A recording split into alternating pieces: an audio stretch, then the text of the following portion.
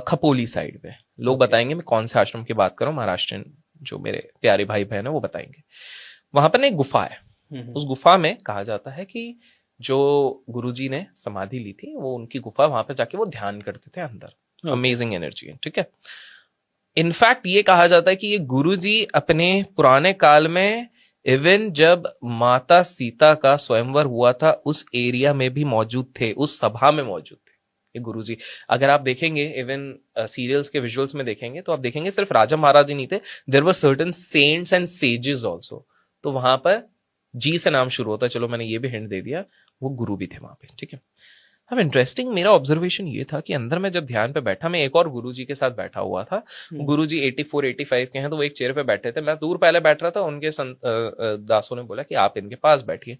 M was कि 10-15 minute बैठेंगे फिर हम यहाँ से निकल जाएंगे। ठीक है, बैठा ध्यान पे हम बिल्कुल। सबसे पहली चीज, अगर आप थोड़े से भी मेडिटेशन में हो, इस तरह की जो समाधियां होती हैं, इस तरह की जो जगह होती हैं, यहां पर सबसे इंपॉर्टेंट चीज ये होती है कि आप लोगों का ध्यान ऐसा लगता है विद इन फ्यू सेकेंड्स आप ट्रांस में जाते हो। पहली चीज तो ये होती है, विदाउट टेकिंग एनीथिंग आप उधर जाओ, पहली चीज। दूसरा चीज क्या हुआ कि मैं तो ध्यान पे हूं, अब अचानक से मुझे जो फील हुआ, ये मेरे को बाद में ये लगा, मेरी बॉडी अंदर से बर्न हो रही है, जो अग्नि बोलेंगे ना, एकदम बर्न हो रही है, जल रहा है, fire. But it is not a problematic fire, it is like your energy firing up. दूसरी चीज ये हो रही है कि मुझे अचानक से ऐसा लगा कि कोई मुझे मूव करने की कोशिश कर रहा है, लेकिन ना मेरी आंख खुल रही, ना मेरे हाथों की मुद्रा खुल रही है, ठीक है। एंड फिर बहुत बार शायद सामने वाले ने कोशिश करी, मेरी एक फ्रेंड थी, तो धीरे से आंख धीरे, बहुत मतलब बहुत एफर्ट लगा के फिर फाइनली ये किया। मैं आसपास देखा, 8-9 लोग हम सब थे, कोई भी है नहीं, गुरुजी भी चले गए, वो बाहर खड़े हुए हैं, ठीक है, वो बात कर रहे हैं पंडित से। पता चल रहा है कि मैं ऑलमोस्ट 35-40 मिनट से बैठा हूं, 40 मिनट हो गए, 40-45, वो तो हिलाया गया तो फिर मैं।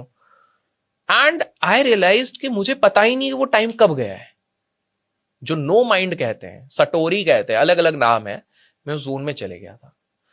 And then I was thinking कि ये हुआ क्या था, कि आई वाज स्टक। और जस्ट इमेजिन अगर मुझे कोई डिस्टर्ब करने वाला और हिलाने वाला नहीं होता, you never know, may be मैं रात तक बैठ गया होता, काफी सारी चीजें हो सकती थी। सो व्हाट हैपेंस इज कि जब आप इस तरह की जगहों पे जाते हो, हमने लास्ट पॉडकास्ट में अपने वृंदावन के कुछ एक्सपीरियंसेस शेयर किए थे, तो ये जब होता है ना तब आपको रियलाइज होता है। क्योंकि मेरा ये मानना है जब तक आप खुद एक्सपीरियंस नहीं करोगे, आप बिलीव नहीं करोगे, आप एक नेसेयर होगे।